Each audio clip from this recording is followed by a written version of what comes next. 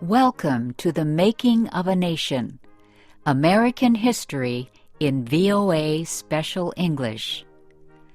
A new leader stood before the American people on March 4th, 1913.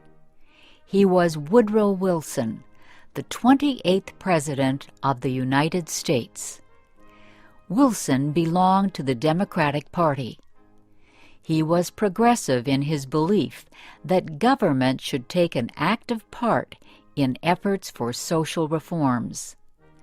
This week in our series, Kay Gallant and Harry Monroe begin the story of Wilson's presidency.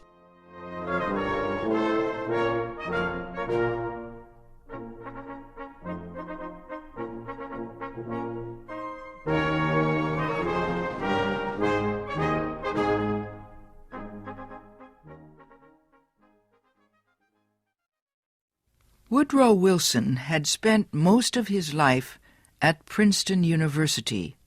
First, he was a professor. Then, he was university president. Next, Wilson was elected governor of the state of New Jersey. His early success as governor made him a leading candidate for the Democratic presidential nomination in 1912. Wilson traveled widely around the country during the campaign. He made speeches to many groups. He tried to make himself and his ideas known to as many Americans as possible. Wilson called his program the New Freedom. One of his campaign promises was to fight for better conditions for America's small business owners. Such proposals helped him win the Democratic nomination for president. Then he defeated President William Howard Taft and former President Theodore Roosevelt in the election. Woodrow Wilson, the former president of a university, had become the president of a nation. The largest crowd in Washington, D.C.'s history welcomed Wilson outside the Capitol building on the day of his inauguration. He called on the American people to join him in making the country a better place. "Our duty," Wilson said, "is to correct the evil without hurting the good. I call all honest men, all patriotic, all forward-looking men to my side."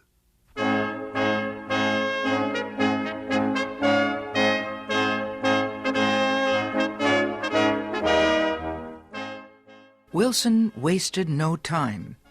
He immediately called a special session of Congress to act on Democratic campaign promises to reduce import taxes or tariffs. Wilson felt strongly about the need to reform these taxes. He broke tradition by leaving the White House to appear before Congress in person to appeal for his tariff proposals. Many members of Congress opposed Wilson's plans, but the new president used the results of a Senate investigation to win the fight. The investigation showed that a number of senators owned companies that depended on high tariffs for their profits. The votes of these senators were influenced by their property holdings. Public knowledge of the situation forced many of them to give up their holdings and stop resisting tariff reform. Congress finally approved Wilson's proposals.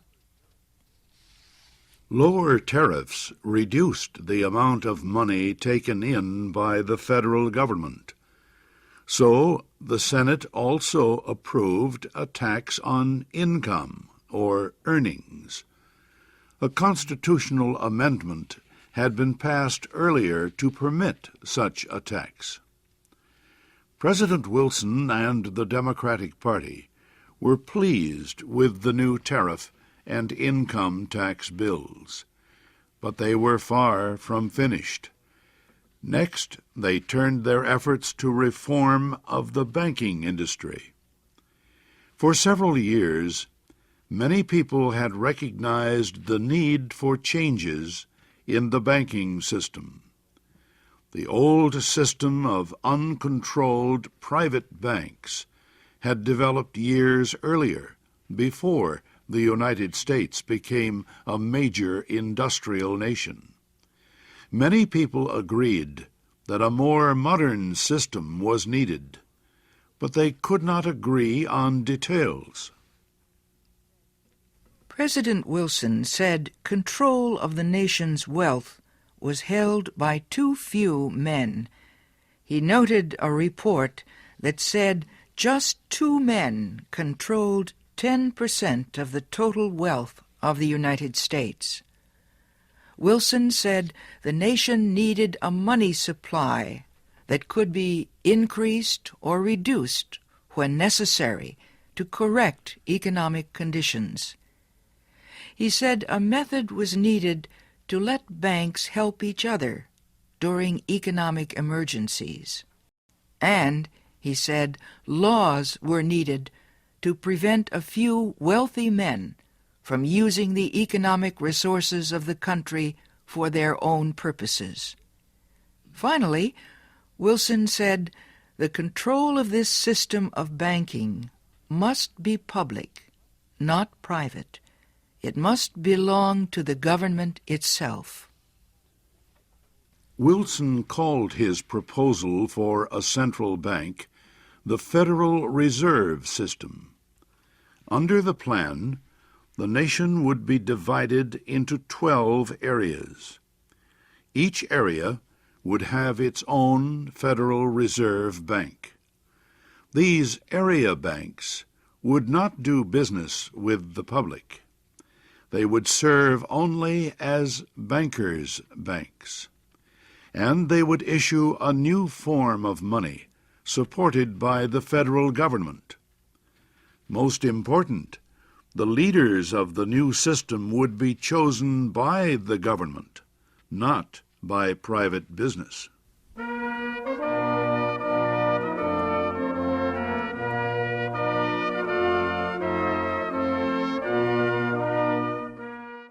Bankers, business leaders, and their representatives in Congress sharply criticized President Wilson's proposals. They said government control of the banking system was socialism, not capitalism. But Wilson refused to change his proposals, and he helped to lead the fight to make them law. Finally, Congress agreed. It did not take long for bankers to discover that the new system was much better than the old one. Today, the Federal Reserve System is one of the most important institutions in the United States.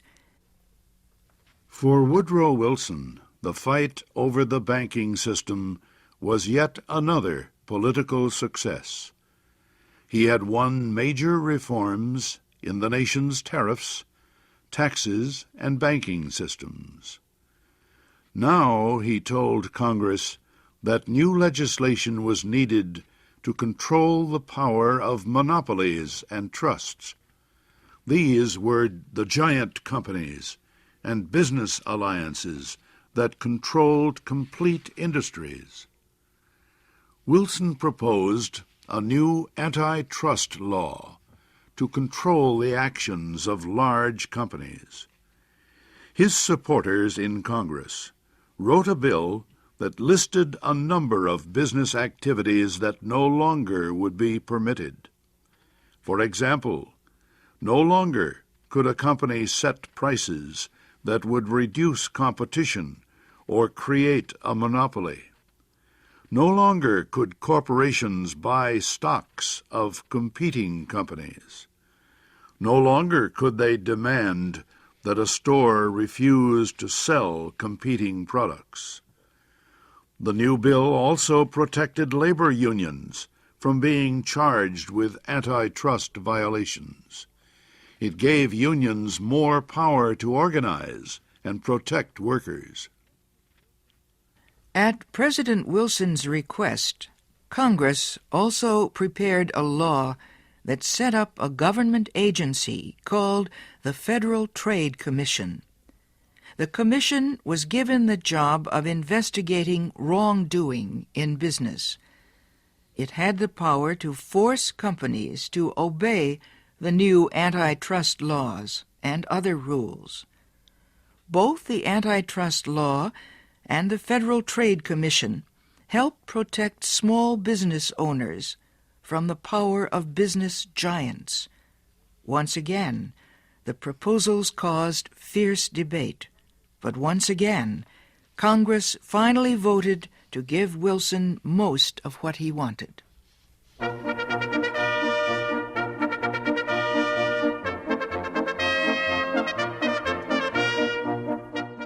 The early months of Wilson's term were one of the most successful times in the history of any president.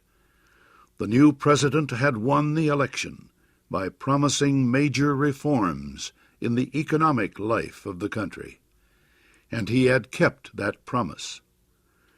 The reforms were not only a victory for Woodrow Wilson, they also changed the face of American business and economics for many years to come. The income tax, for example, grew to become the federal government's main source of money. Woodrow Wilson had taught history in the days when he was a professor at Princeton University. He knew his actions as president could influence the country for a long time. But as a historian, he also knew his own term in the White House could be changed by unexpected events. That is just what happened. Wilson campaigned for president mainly on national